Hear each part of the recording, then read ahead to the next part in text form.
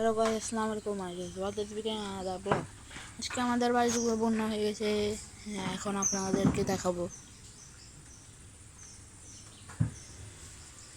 ওদিকে হাঁসরাও গোসল করতেছে ভাই, আর তাদের আর পুকুরের দরকার নেই।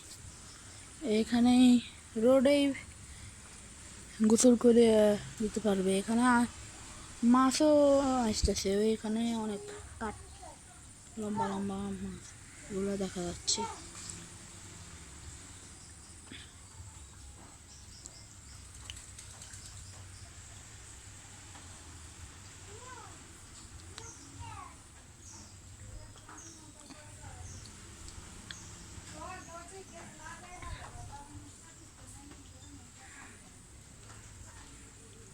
তো গাছ এখনই 55-60 আমরা